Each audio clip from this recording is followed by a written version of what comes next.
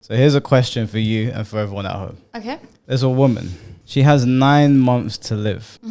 Believes she has terminal cancer. She has something that's going to kill her in 9 months. She has a husband. Oh, yes. She asks her husband, because she only has 9 months to live, she wants to do some things before she perishes. Yes. One of the things she asks her husband is, may I sleep with my ex one last time? The reason that she gave, well, I'll read it all for you. I'll give you the little brief summary. I'm tired. A husband shared on Reddit that his dying wife's last wish is to have one final intimate encounter with her ex, whom she considers her most physically compatible lover. I said compatible. Compatible? I haven't slept. He's torn between granting her wish and feeling hurt and betrayed by the request. According to the doctors, she may need a wheelchair in 4 to 5 months. She may need a wheelchair after her ex is through with her. And by month 8, she will likely be bedridden for the final weeks. Do you think the husband should honor the request because she's about to die? And if so, why? And if not, why? Just before you answer, I actually asked someone who I was working with the other day, and her response was, yeah, he should do it. And I was like, excuse me? You already know where I sit on this before I even give my take, but I want to hear what you have to say. Where my mind's taking me is that is very, very, very sad on him, because he's got to lose her in 9 months, and he's going to be knowing that while she's dead, she wanted to sleep with her ex. Like, that's so fucked up. Oh my God, I would feel so hurt if I had a boyfriend, hypothetically speaking, and he said, I'm going to die in 9 months and my last wish is to sleep with my ex. I will be so upset. I will be so offended. Fuck it, I'll break up with him. I will go to your ex then. If my girlfriend was, or my wife was dying in hospital and she had 9 months to live, and she said, one of my final wishes is to sleep with my ex, that 9 months is about to turn into 9 minutes, because I'm going to strangle you. You have the balls to say that shit to me. Okay, Mr. Endure. You better enjoy this chokehold. That's a crazy thing to say. You want me to sit there and be with you emotionally through this grueling time, this sickness that you're going through. Fine. You know, what's the vows? Till death. Sickness and in health, till death do us part. Yeah. No. I just no. That's not fucking happening. You crazy to even. If she asked me that, you're on your own. Like, no. Do you know what her thought process probably was? Fuck it, life's too short. I'm going to do what I want to do. Literally. No, what? I mean, she can do what she wants to do. She wants to go sleep with the ex. Yeah, because she's going to die, so she's not even going to be living with the guilt. The thing that this woman needs to remember, if this story is to be believed, is that, you're going to bang your ex, okay?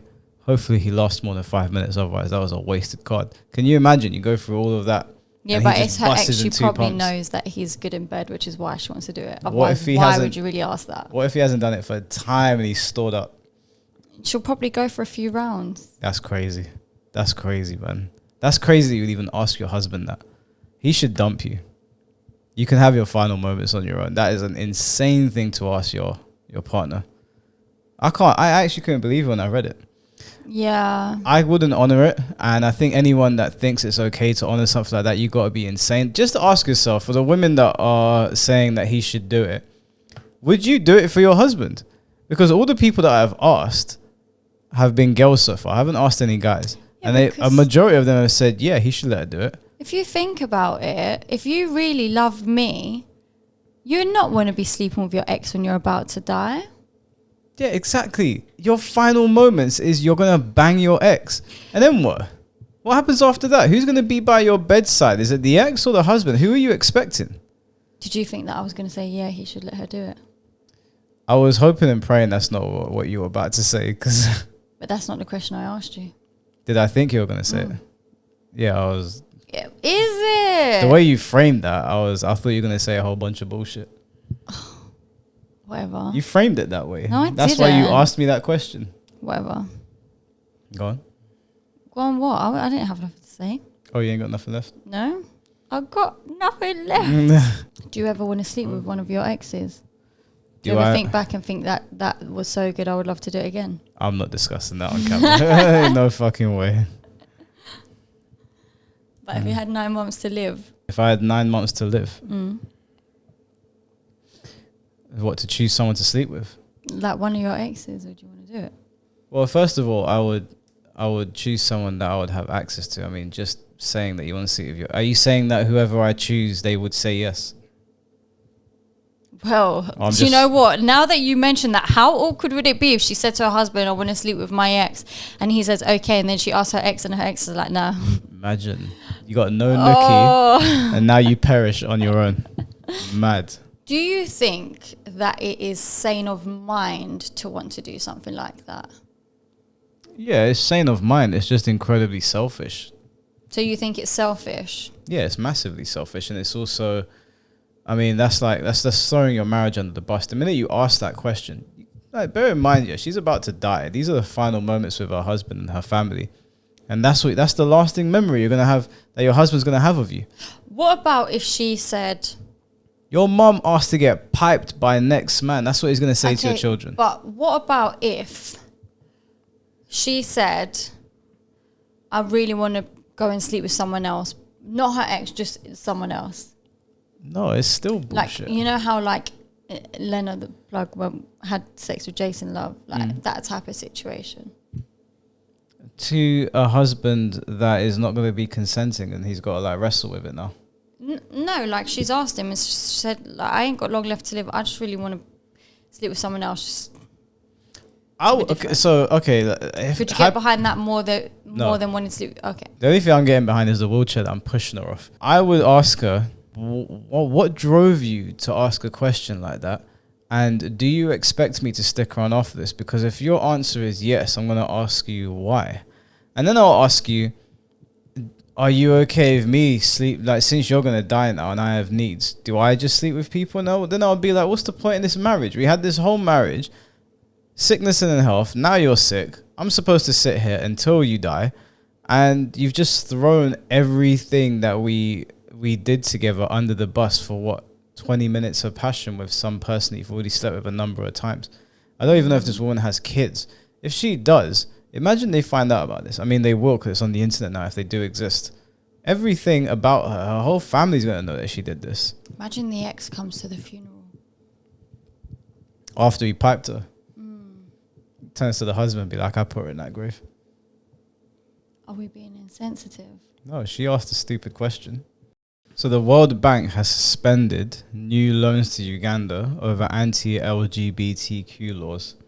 So basically, Uganda's very anti-LGBT, right? Okay. They don't allow any Western influence in Uganda. They've been very firm on it for a long time. And the banks have suspended loans to Uganda, which I think is insane. It is, because it's a whole way of saying, unless you think like us, you are going to be punished.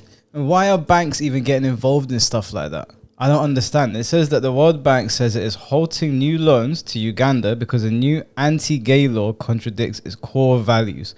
Homosexual acts were already illegal in Uganda, but anyone now convicted faces life imprisonment under the new law, which was enacted in May. Say what you want about Uganda's laws on the LGBT community. Why does the banks have a say in what is going on there? I don't understand that, especially because the banks have funded some of the worst things in history, right? Banks have been at the forefront of that. The banks have been corrupt for a minute, but now, what? They want to wave the woke flag. It doesn't make any sense to me. It's a bit like what happened to Nigel Farage with his bank getting frozen. Yeah. Because of his views. Yeah. Say what you want about Nigel Farage. I don't particularly like the guy. Do I think his bank account should be frozen because I don't agree with his opinions? Of course not. That's ridiculous. Also, bear in mind that most Middle Eastern places are not cool with the LGBT thing, right? Do you see them freezing their banks? They freeze they freeze loans to a black nation. I hate to throw around the race card, but that looks kind of... I'd look at that sideways, personally. If you're going to do something like that to Uganda, that should be done to everybody that has anti-LGBT laws. As far as I'm concerned, now I don't think that should happen. People should, the bank should have a say in what goes on here. That's crazy to me. Hello and welcome back. This is the topical discussion on the Morning Breeze on NBS Television. My name is Simon Kagwanjala. We bring in the studio this morning one of the gay rights activists, Mr. Should I call you Mr? Sure. Pepe Julian Onzima. Thank you for coming in. Thank you for Good having morning. me. Morning to you. Why are you gay? Who says I'm gay? Yeah, that's like very well known, that video, isn't it? Yeah, Why yeah, are yeah. you gay? What a way to start an interview, man. You are gay. You are a transgender. What shows that I'm gay? You are a transgender, and Yes, you're a I am. gay rights activist and an outspoken lesbian, homosexual. How can I describe you? Now, we're looking at the raging debate. You're a gay rights activist. Why should someone be gay? So as we stand today, are you dating any female? Yes, I am. You have a girlfriend. Yes, I do. While in transition, you're having a girlfriend. Yes. Do you perform the natural obligations? I'm not sexually active right now. So what are By you doing with choice. this lady? By choice. By choice. Yeah. I've just not. I've chosen not to engage. Doesn't that make you gay?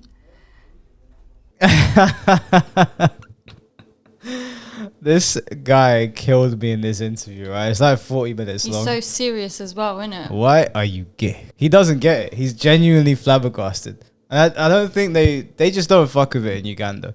Wherever you sit on that, I don't think the bank should get involved. I don't think the banks, Absolutely because not. if the banks don't agree with the core values of a particular individual or country for this thing, what's to say they won't just not agree with core values for other things? It could be anything. It could be literally anything. It could be that maybe you're like very conservative or you're right wing, because I imagine just based on how they've handled Uganda, the banks are leaning very far left. So who's to say that it's not going to end with the LGBT thing? It's just going to be something else. The values of a bank do not need to align with its customers, especially because banks have the accounts of some of the biggest scumbags that have ever existed in human history. So it's very funny to me that this is the hill that they well, it's not going to die on this hill because they're the fucking banks, but it's very funny to me that they've done this. There's no way that anyone actually thinks the bank gives a shit about LGBT people. There's obviously something else going on here. Or one of the people who's at the top in charge is like part of the community. I think whoever's at the top of the banks is probably a very mentally sick individual. You think? That would be my guess. Yeah.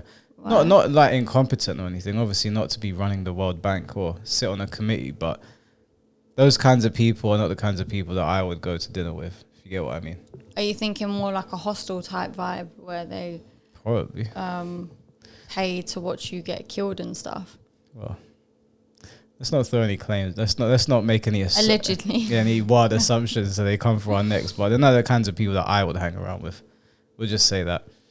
Anything you want to add? Nah. You guys let us know what you But think also about that it. is your assumption of saying you don't want to go for dinner with them when they might be really cool people who enjoy anime like you. Just saying.